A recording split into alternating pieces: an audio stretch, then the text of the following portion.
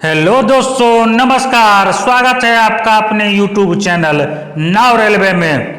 दोस्तों, जैसा कि आपको पता है कि इस चैनल पर रेलवे विभागीय परीक्षा से संबंधित हर एक विभाग का प्रश्न पत्र अपलोड किया जाता है। तो आज इसी कड़ी में दोस्तों south western railway Bengaluru division का पर्सनल डिपार्टमेंट में जो सीनियर क्लर्क का एग्जाम हुआ था 10 फरवरी 2023 को, उसको हम लोग हल करेंगे। दोस्तों, अगर आप इस चैनल पर नए हैं तो प्लीज़ इस चैनल को लाइक कीजिए, सब्सक्राइब कीजिए और अपने दोस्तों के बीच शेयर कीजिए। दोस्तों, इसमें टोटल 110 प्रश्न से 10 प्रश्न आपको पता ही होगा कि राजभाषा से पूछे जाते हैं हर एक विभागीय परीक्षा एलडीसी में। तो आइए दोस्तों देखते हैं पहला प्रश्न। पहला प्रश्न है, नियम 5 कॉक ऑफ RSNDA के अनुसार निलंबन आदेशानुसार उपयोग किया जाने वाला मानक प्रपत्र कौन सा है? तो इसका सही जवाब हो जाएगा दोस्तों ऑप्शन नंबर ए SF1। प्रश्न संख्या 2, IRMM का फुल फॉर्म क्या होता है? तो IRMM का फुल फॉर्म होता है दोस्तों Indian railway medical manual, option number D. प्रश्न संख्या 3, लैंडस्केप डैश है? तो इसका सही जवाब हो जाएगा दोस्तों ऑप्शन नंबर ए पेज ओरिएंटेशन। प्रश्न संख्या 4, कॉम्फो कहां पर स्थित है? तो दोस्तों आपको पता ही होगा कॉम्फो जो है वह दिल्ली में स्थित है, ऑप्शन नंबर सी इसका सही जवाब होगा। प्रश्न संख्या 5, CRS का फुल फॉर्म पूछ रहा है, तो CRS का फुल फॉर्म होगा दोस्तों commissioner of railway safety, option number D. प्रश्न संख्या 6, पास नियमों के संदर्भ में PTO का क्या मतलब है? यानी PTO का फुल फॉर्म आपसे पूछ रहा है, PTO किसको कहते हैं, PTO का डिटेल। तो इसका सही जवाब हो जाएगा दोस्तों ऑप्शन नंबर ए, एक रेलवे सेवक के पक्ष में जारी किया गया अधिकार 1/3 के भुगतान पर यात्री रेल टिकट के बदले सामान्य किराया। प्रश्न संख्या 7, दक्षिण पश्चिम रेलवे का मुख्यालय कहां पर स्थित है? तो यह आपका उपस्थित है हुबली में, ऑप्शन नंबर सी इसका सही जवाब होगा दोस्तों। प्रश्न संख्या 8, प्रस्तुत करने वाला अधिकारी की नियुक्ति के लिए मान प्रपत्र कौन सा है? तो इसका सही जवाब हो जाएगा दोस्तों ऑप्शन नंबर सी SF8। प्रश्न संख्या 9, सामान्य कार्यवाही में अनुशासनिक कार्रवाई करने के आदेश के लिए मानक प्रपत्र क्या है? तो इसका सही जवाब हो जाएगा दोस्तों ऑप्शन नंबर डी SF10। प्रश्न संख्या 10, डीजल लोकोमोटिव वर्क्स कहां पर स्थित है? तो यह आपका स्थित है दोस्तों वाराणसी में, ऑप्शन नंबर बी इसका सही जवाब हो जाएगा। प्रश्न संख्या 11, यदि कर्मचारी के सेवानिवृत्ति के दिन उसके अवकाश खाते में 240 LAP और 110 LHAP है तो सेवानिवृत्ति पर वह कितने दिनों का अवकाश नकदीकरण करवा सकते हैं? तो इसका सही जवाब हो जाएगा दोस्तों ऑप्शन नंबर सी 290 दिन। प्रश्न संख्या 12, IREM नियमों की व्याख्या करने की शक्ति डैश के साथ है? तो यह जो है वो है भारत के राष्ट्रपति के साथ, ऑप्शन नंबर ए इसका सही जवाब होगा। प्रश्न संख्या 13, अराजपत्रित संवर्ग के रेलवे कर्मचारियों को 20 साल से ज्यादा रेल सेवा के लिए डैश पास सेट सेवानिवृत्ति अनुपूरक पास के लिए आया है? तो इसका सही जवाब होगा दोस्तों 2 सेट, ऑप्शन नंबर बी इसका सही जवाब होगा। प्रश्न संख्या 14, अनुशासनिक एवं अपील नियम 6 के तहत डैश डील किया जाता है? तो यह डील किया जाता है दोस्तों दंड, ऑप्शन नंबर बी इसका सही जवाब होगा। प्रश्न संख्या 15 नंबर क्वेश्चन पूछ रहा है, डैश दिनों के अंदर अधिमानित होने तक कोई अपील विचार नहीं किया जाएगा? तो इसका सही जवाब होगा दोस्तों ऑप्शन नंबर ए 45 दिन के अंदर। प्रश्न संख्या 16, डैश सीमा अवधि समाप्त होने के पश्चात संशोधन के लिए कोई भी कार्रवाई शुरू की जाएगी। तो दोस्तों इसका सही जवाब होगा option number B an appeal. प्रश्न संख्या 17, आरएसए एनडीए का नियम 25 को या ए डैश के साथ डील करता है। तो यह डील करता है दोस्तों समीक्षा यानी रिव्यू। ऑप्शन नंबर ए इसका सही जवाब होगा। प्रश्न संख्या 18, डीसीआरजी का फुल फॉर्म पूछ रहा है। तो डीसीआरजी का फुल फॉर्म होगा दोस्तों डेथ कम रिटायरमेंट ग्रेचुइटी। ऑप्शन नंबर ए इसका सही जवाब होगा। प्रश्न संख्या 19, किस मेनू से हेडर और फुटर इंसर्ट किया जाता है। तो इसका सही जवाब हो जाएगा दोस्तों ऑप्शन नंबर ए इंसर्ट। प्रश्न संख्या 20, सीपीआरओ का फुल फॉर्म क्या होगा। तो उसका फुल फॉर्म होगा दोस्तों option number D chief public relation officer.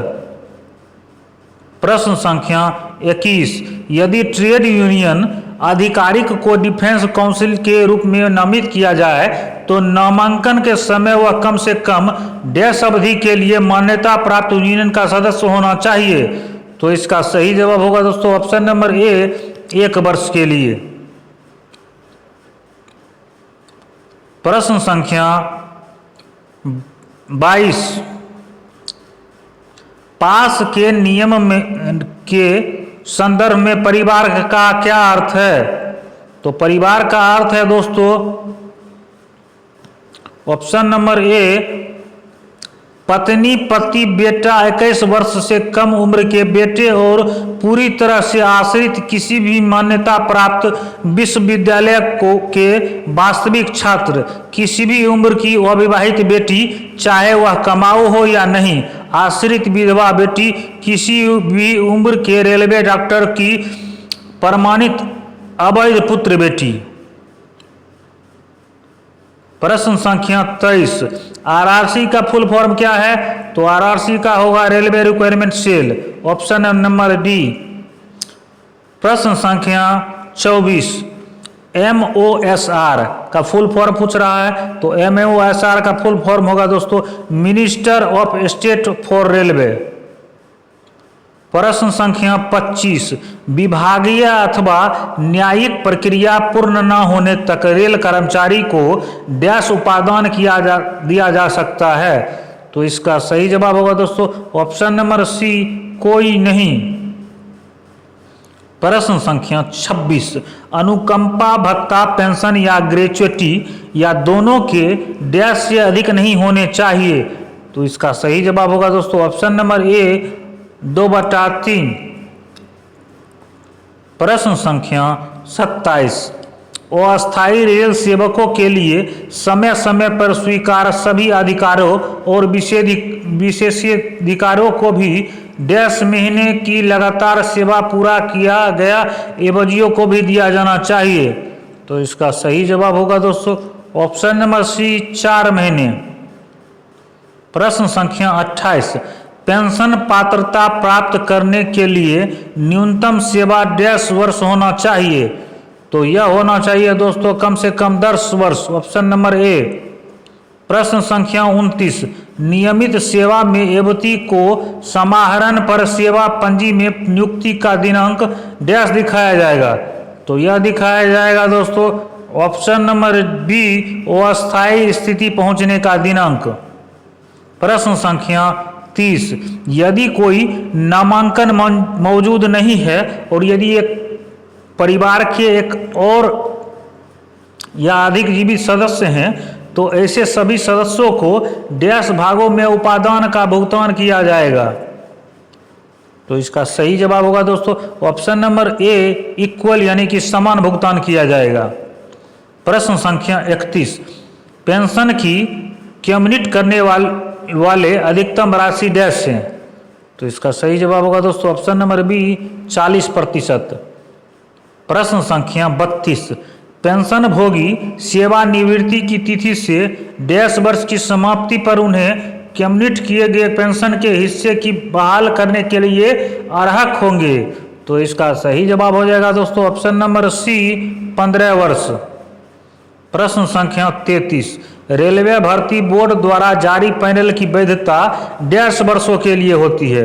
तो यह होती है दोस्तों 1 वर्षों के लिए। ऑप्शन नंबर ए इसका सही जवाब होगा।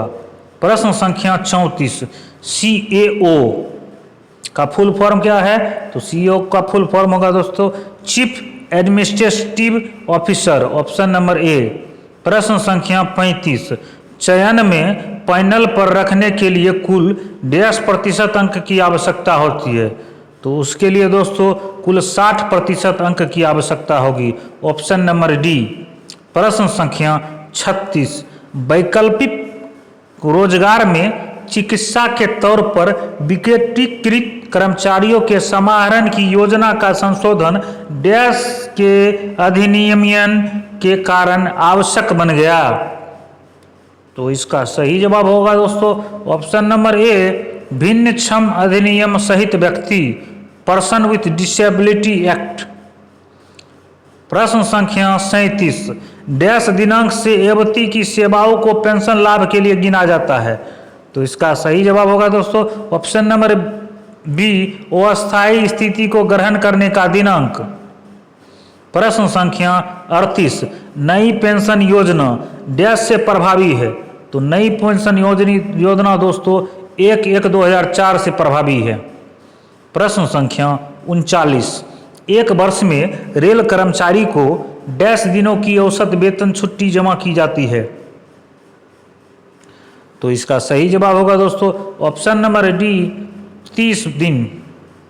प्रश्न संख्या 40, निम्नलिखित में से कौन सा जूम प्रतिशत एक्सेल में वैध नहीं है?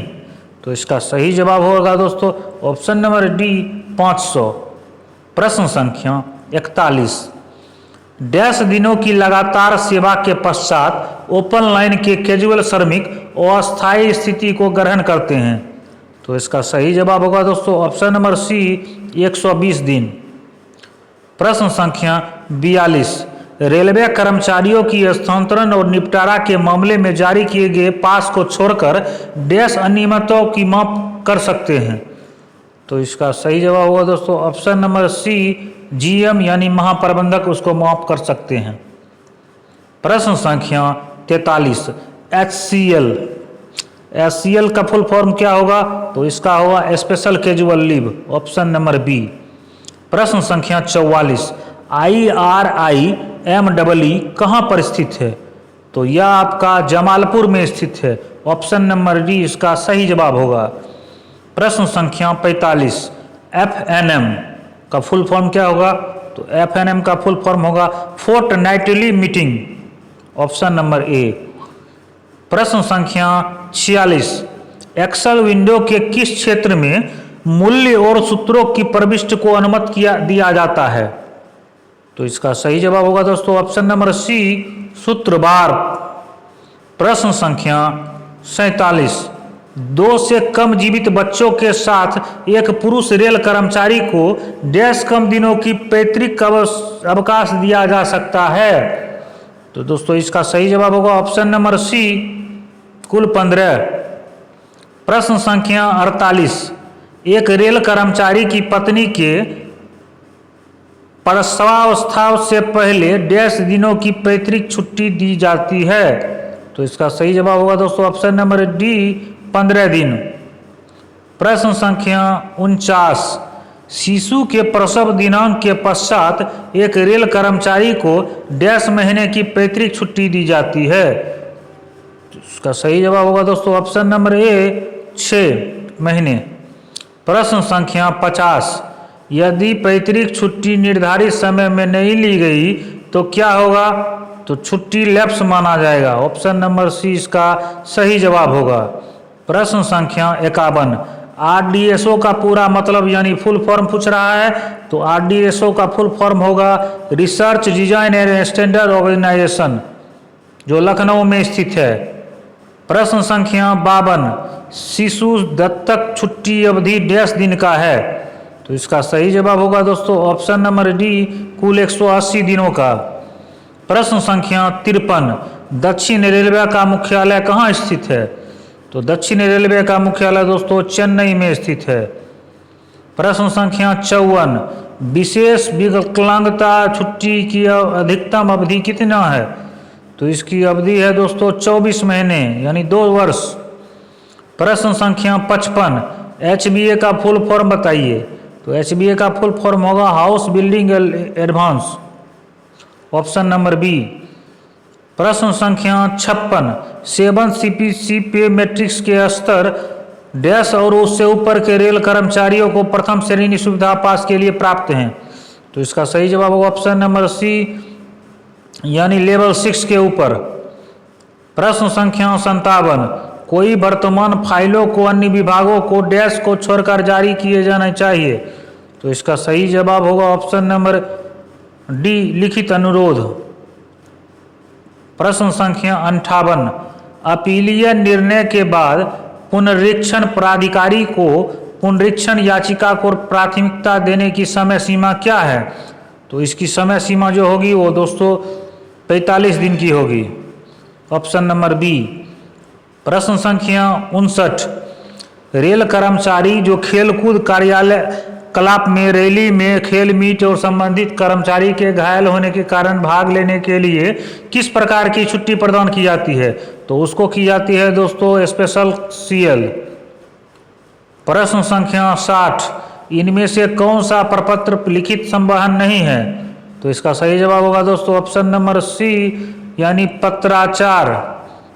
प्रश्न संख्या 61, सुविधा पास की वैधता डैश महीनों के लिए होगी? तो यह होगी दोस्तों 5 महीनों के लिए, ऑप्शन नंबर डी। प्रश्न संख्या 62, 7वें वेतन आयोग के अनुसार RPF अधिकारियों, स्टेशन मास्टर और ट्रैक मेंटेनरों के लिए प्रति वर्ष पोशाक भत्ता कितना है? तो यह हो जाएगा दोस्तों 20,000 आपका RPF का, स्टेशन मास्टर 10,000 और ट्रैक मेंटेनर 5,000। प्रश्न संख्या 63, डैश दिनों के अंदर प्राप्त होने पर एक प्रकार की छुट्टी को दूसरे प्रकार की छुट्टी में बदला जा सकता है। तो इसका सही जवाब होगा दोस्तों ऑप्शन नंबर सी 30 दिन। प्रश्न संख्या 64, NPA का फुल फॉर्म बताइए। तो NPA का फुल फॉर्म होगा दोस्तों non practising allowance, option number A. प्रश्न संख्या 65, डैश द्वारा पेपरों की व्यवस्था फाइल प्रणाली है। तो इसका सही जवाब होगा दोस्तों ऑप्शन नंबर ए विषय। प्रश्न संख्या 66, रेलवे कर्मचारी को प्रशासनिक स्थानांतरण के समय डैश दिनों का ज्वाइनिंग टाइम दिया जाता है। तो इसका सही जवाब होगा दोस्तों ऑप्शन नंबर बी 12 दिन दिया जाता है। प्रश्न संख्या 67, GST का फुल फॉर्म बताइए। तो GST का फुल फॉर्म होगा goods and service tax, option number A. प्रश्न संख्या 68, देश में डैश रेलवे भर्ती बोर्ड हैं।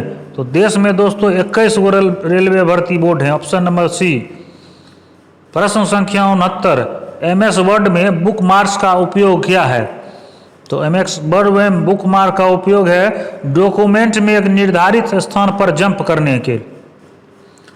प्रश्न संख्या 70, फाइंड के द्वारा क्या खोजा जा सकता है? तो उसका सही जवाब होगा दोस्तों ऑप्शन नंबर डी सभी A, B और C, चिन्ह भी, कैरेक्टर भी और फॉर्मेट भी। प्रश्न संख्या 71, clerical staff are medically tested for fitness in class, किस क्लास में? तो इसका सही जवाब होगा दोस्तों ऑप्शन नंबर डी C2। प्रश्न संख्या 72, super circuit, sub circuit, outline, emboss, engrave are क्या कहलाते हैं? तो यह कहलाते हैं दोस्तों फॉन्ट इफेक्ट्स। प्रश्न संख्या 73, HOER नियमों के अंतर्गत निरंतर कर्मचारियों के लिए आराम अवधि यदि 10 घंटे से कम हो तो उसे डैश कहा जाएगा?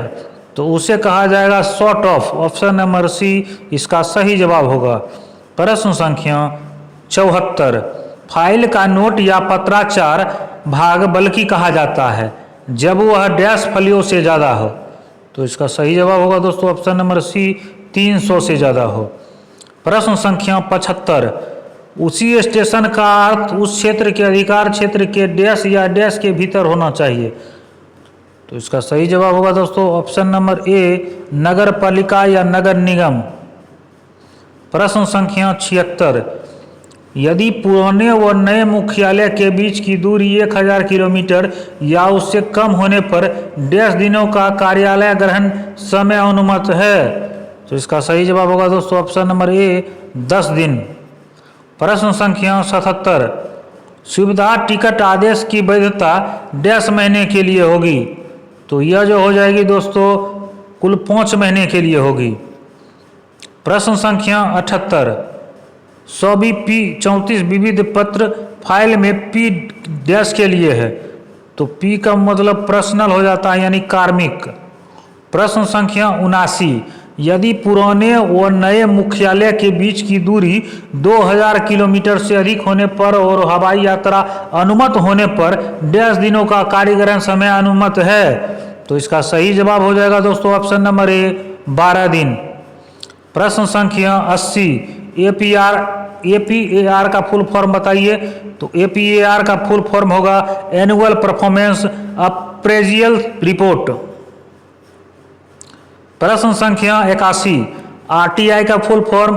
तो RTI का फुल फॉर्म होगा दोस्तों राइट टू इंफॉर्मेशन एक्ट। प्रश्न संख्या 82, किस प्रकार के चार्ट को एक्सेल प्रदान करते हैं। तो इसका सही जवाब होगा दोस्तों ऑप्शन नंबर डी, यानी कि pipe chart, line chart, board chart सभी। प्रश्न संख्या 83, एक रेल कर्मचारी अपने सेवा काल में रेलवे पास लेते समय डैश दिन तक एक समय में औसत वेतन छुट्टी पर नकद लेने के लिए अनुमत है। तो इसका सही जवाब होगा दोस्तों ऑप्शन नंबर बी, 10 दिनों के लिए। प्रश्न संख्या 84, रेलवे कर्मचारियों के वार्ड के लिए रेलवे बोर्ड के परिपत्र के अनुसार बाल शिक्षा भत्ता कितना है। तो बाल शिक्षा भत्ता दोस्तों जो होता है वो 2250 रुपया प्रति माह होता है, ऑप्शन नंबर बी। प्रश्न संख्या 85, कर्मचारी प्रशिक्षण संस्थान में फैकल्टी सदस्य के रूप में ज्वाइन होने पर डैश भत्ते के लिए अर्ह हैं। तो इसका सही जवाब होगा दोस्तों ऑप्शन नंबर बी, शिक्षण भत्ते के लिए अर्ह है। प्रश्न संख्या 86, SWR WWO का फुल फॉर्म क्या है। तो इसका फुल फॉर्म होगा south western railway women welfare organisation, option number A. प्रश्न संख्या 87, डैश दिनों की अवधि अधिक होने पर यदि अतिरिक्त जिम्मेदारी लेने पर मात्र ही दोहरी भार भत्ता प्रदान किया जाता है। तो इसका सही जवाब होगा दोस्तों ऑप्शन नंबर सी, 45 दिन। प्रश्न संख्या 88, इंटीग्रल कोच कारखाना कहाँ है। तो यह आपका पेराम्बूर चेन्नई में स्थित है। प्रश्न संख्या 89, दृश्य के ग्रुप बी को डैश वर्गीकृत में किया गया है। तो इसका सही जवाब होगा दोस्तों ऑप्शन नंबर बी, 2। प्रश्न संख्या 90, उच्च ग्रुप के नियमित पदोन्नति के मामले में ग्रुप बीमा योजना का योगदान डैश से बढ़ाया गया है। तो ये बढ़ाया गया है जनवरी 1 से। प्रश्न संख्या 91, यदि किसी कर्मचारी को 1 मार्च 2013 को नियुक्त किया गया था तो उसकी अगली वेतन वृद्धि की तिथि क्या होगी। तो इसका सही जवाब होगा दोस्तों ऑप्शन नंबर डी, 1 जुलाई 2014। प्रश्न संख्या 92, सभी राजपत्रित कर्मचारी 1 वर्ष में डैश सेट सुविधा पास के लिए पात्र हैं। तो वह हो जाएंगे दोस्तों 6 सेट के लिए। प्रश्न संख्या 93, ADRM का फुल फॉर्म पूछ रहा है। तो ADRM का फुल फॉर्म होगा दोस्तों additional divisional railway manager, option number A. प्रश्न संख्या 94, कुल रिक्तियों की संख्या पर SC ST के लिए आरक्षित डैश प्रतिशत सीलिंग वास्तविक वर्ष में आए रिक्तियां मात्र से है। तो इसका सही जवाब होगा दोस्तों ऑप्शन नंबर सी, 50। प्रश्न संख्या 95। स्टेशन मास्टरों के लिए वर्ष में एक बार ₹100 की दर से हिसाब से कपड़ा भत्ता दिया जाएगा। तो इसका सही जवाब होगा दोस्तों ऑप्शन नंबर बी, ₹10,000 साल में दिया जाता है। प्रश्न संख्या 96। डैश फाइल है जिस पर कार्रवाई पूर्ण नहीं हो चुकी है। तो इसका सही जवाब होगा दोस्तों ऑप्शन नंबर ए, वर्तमान फाइल। प्रश्न संख्या 97। आईपीएस का फुल फॉर्म पूछ रहा है। तो आईपीएस का फुल फॉर्म होगा दोस्तों integrated payroll accounting system, option number D. प्रश्न संख्या 98।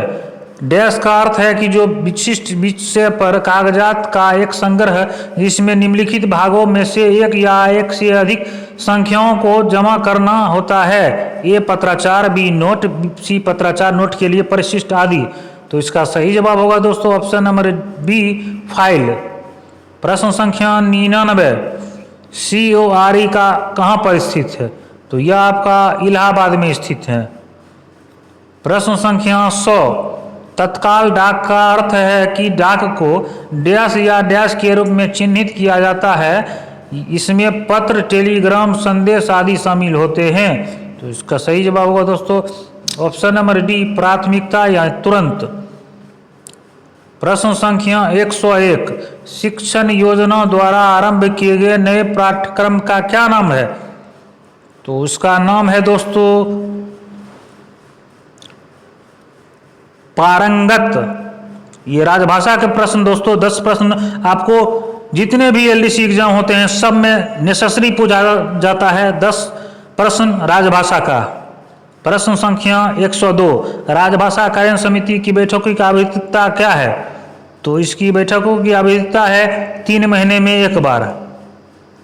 प्रश्न संख्या 103। निजी प्रयासों से हिंदी शिक्षण योजना के तहत हिंदी आशु लिपि उत्तीर्ण पास करने पर मिलने वाला एक मुफ्त पुरस्कार क्या है। तो यह है दोस्तों ₹3,000, ऑप्शन नंबर ए। प्रश्न संख्या 104। अखिल रेल हिंदी वाक्य प्रतियोगिता में प्रथम पुरस्कार के लिए दी जाने वाली राशि कितनी है। तो यह हो जाएगी दोस्तों आपको ₹5,000, ऑप्शन नंबर बी। प्रश्न संख्या 105। किस वर्ष में रेलवे बजट को हिंदी अनुवाद किया गया। तो इसका सही जवाब होगा दोस्तों ऑप्शन नंबर डी, 1956 ईस्वी में। प्रश्न संख्या 106। हिंदी शिक्षण योजना के अंतर्गत निजी प्रयासों से प्रवीण परीक्षा उत्तीर्ण करने पर मिलने वाले एक मुफ्त पुरस्कार की राशि क्या है। तो यह हो जाएगी दोस्तों 1500। प्रश्न संख्या 107। प्रथम रेल बजट को हिंदी में अनुवाद किया गया उस समय रेल मंत्री कौन थे। तो उस समय रेल मंत्री दोस्तों लाल बहादुर शास्त्री जी थे। प्रश्न संख्या 108। नेपाली भाषा किस राज्य की राजभाषा है। तो नेपाली जो होगा वो सिक्किम की राजभाषा है, ऑप्शन नंबर ए। प्रश्न संख्या 109। राजभाषा अधिनियम 1976 में कितनी धाराएं हैं। तो इसमें कुल दोस्तों 9 धाराएं हैं। प्रश्न संख्या 110। हिंदी वार्तालाप पाठ्यक्रम की अवधि क्या है। तो इसकी अवधि दोस्तों हो जाएगी 30 घंटे। तो ये थे दोस्तों पर्सनल डिपार्टमेंट के सीनियर क्लर्क के प्रश्न पत्र। दोस्तों अगर आपको यह वीडियो अच्छा लगा हो तो प्लीज़ इस वीडियो को लाइक कीजिए, शेयर कीजिए, सब्सक्राइब कीजिए अपने दोस्तों के बीच। दोस्तों इस चैनल पर आपको रेलवे विभाग से संबंधित हर एक डिपार्टमेंट का प्रश्न पत्र मिलेगा। तो दोस्तों आज तक के लिए इतना ही। जय हिंद, जय भारत।